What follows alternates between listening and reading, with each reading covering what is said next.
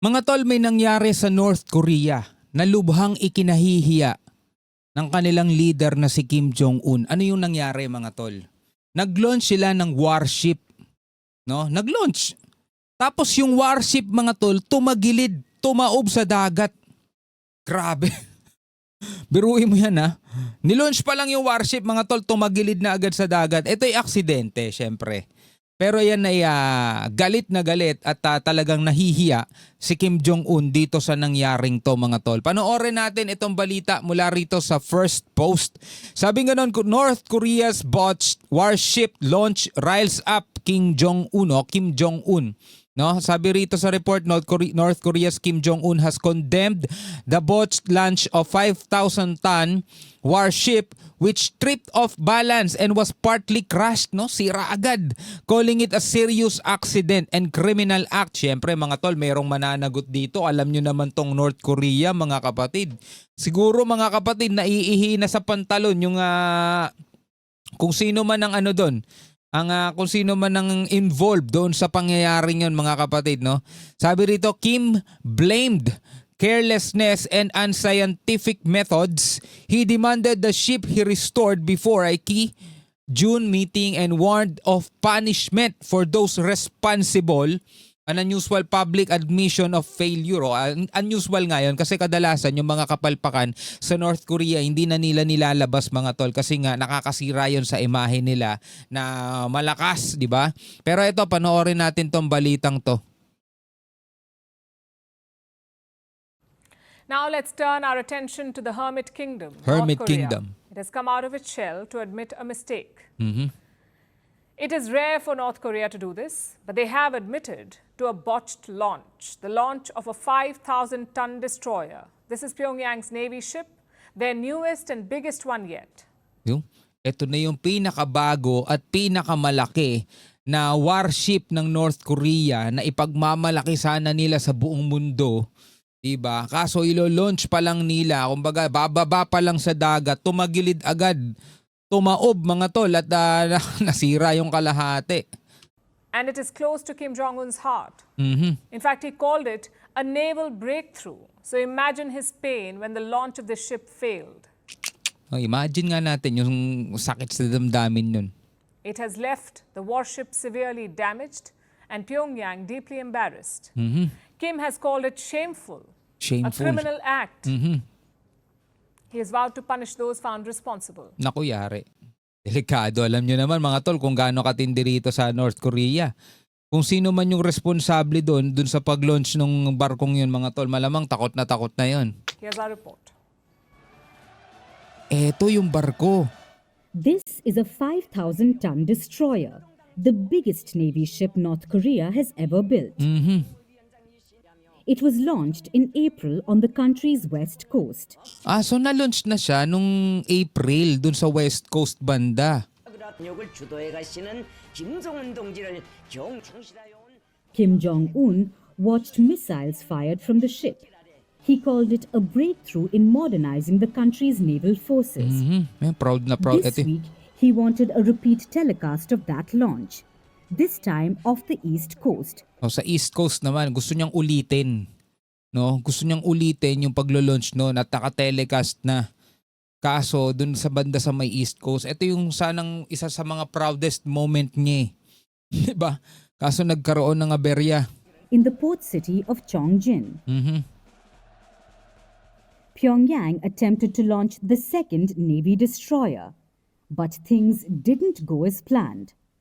While Kim was watching, the ship's stern slid on the launch slipway. The bow section failed to leave the ramp. The accident tore holes in the ship's hull. The bottom was crushed. The launch failed, and the ship was found lying on its side in the water. So, why did this happen? Sira. I presume this incident occurred because North Korea has a lack of experience in launching large vessels of this scale using side launch methods. The reason for using side launching is that it allows for launching even in extremely tight spaces. Okay, so ang launch niya pag gilid, pag ganun. Hindi pag ganun sa gilid, pag ganun no. Kaya tumaob. tumagilid kasi wala silang ganong experience sa paglo-launch ng mga ganito kalalaking barko. North Korea didn't release photos from the scene, but the South was tracking the launch and released satellite images. Yung marites din tong South no? Hindi na nga nag-release ng photo ang North Korea, sila naman ang naglabas. Pyongyang didn't report any casualties either, but we do know that Kim is not happy.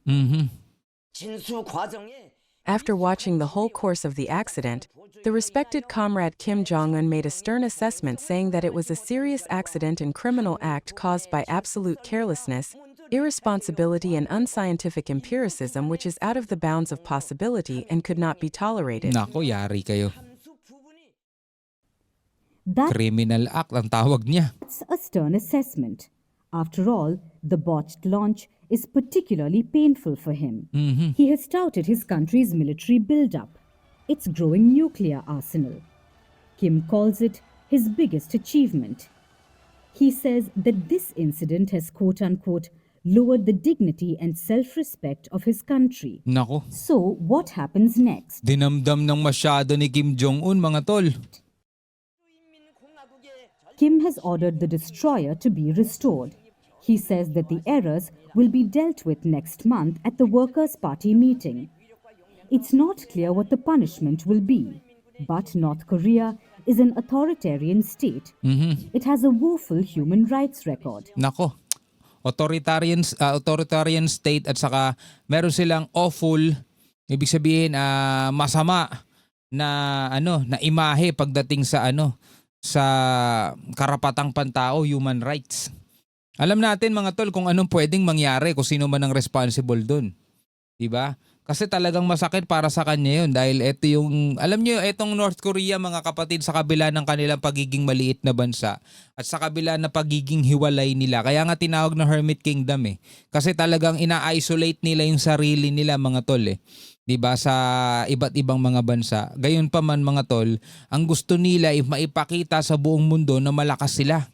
Gusto nilang maipakita sa buong mundo na dapat silang katakutan. Kaya etong pangyayaring to mga tol, talagang masama ang loob niya para sa nangyaring to. Kaya hindi niya palalagpasin kung sino man yung responsable doon. People are jailed for almost anything, from watching South Korean movies. Ligan nga natin. Korea is an authoritarian state. It has a woeful human rights record. People are jailed for almost anything, from watching South Korean movies to trying to wear a leather jacket. Biruin mo no? Nakukulong yung mga tao sa halos lahat ng bagay mula dun sa panonood pa lamang ng mga South Korean movies at saka dun pa lang sa nagsusuot ng leather jacket mga tol, pwede ka nang makulong. 'Di ba dito sa North Korea? Kaya ewan ko kung gusto mo ng ganung klaseng buhay diyan ka tumira no? Anything, from watching South Korean movies to trying to wear a leather jacket. And for him, the warship accident is a quote-unquote political issue directly related to the prestige of the state. Which is why it's surprising that North Korea has disclosed the incident. It's rare for them to do so, though it has been done a few times in the past, like the mid-air explosion of a military satellite in November last year, or the widespread damage from the floods, or another botched satellite launch in 2023. Ito yung mga kapalpakan nangyari sa nakaraan. Traditionally, North Korea would have hid these too, in fears of it damaging the image of the leaders who rule with an iron fist. Traditionally, tinatago nila yung mga ganitong klaseng pangyayari. Kaya sabi, surprisingly, dinisclose to ng North Korea ni Kim Jong-un, ipinaalam yung mga ganitong klaseng pangyayari. Kasi normally talaga, itinatago nila yung mga ganito dahil ito'y nakakasira sa kanilang imahe. But under Kim, failures are occasionally publicized because he uses such incidents to tighten his grip on power and punish officials. Because in the Hermit Kingdom, not much is tolerated, especially not a botched launch of the destroyer. After all, it could destroy what Kim holds dear, his public image. So yun na nga mga tol, Malamang masama talaga loob dito ni Kim at mapaparusahan. Siyempre, way niya na yan eh. Mapaparusahan kung sino man ang responsible doon. Well, wala naman kasi siyang ganun din kapakialam sa kanya mga tauhan eh. Di ba? Mga sundalo niya nga, pinapadala niya sa Russia eh. Pinapadala niya sa Russia, bahala kayo doon kung makakauwi pa kayo. Hindi na, basta may kapalit yan. Di ba? Alam niya na kung ano magiging kapalit nun sa Russia. Technology yun. Dahil nga ang gusto niya, maging ano siya eh, maging nuclear country siya eh. Ngayon, meron na silang nuclear arsenal. So eto na yung malakas na sana nilang warship kaso nilo-launch pa lang tumagilid na agad. So, anong masasabi ngayon ng ibang mga bansa dyan na kasi alam niyo naman masyadong mayabang din tong bansang to mga tol, di ba? So ina-isolate nila yung sarili nila sa iba. Hindi sila nakikisalamuha sa buong mundo. Meron silang sariling panahon. Iba nga ang ano diyan, kalendaryo diyan eh.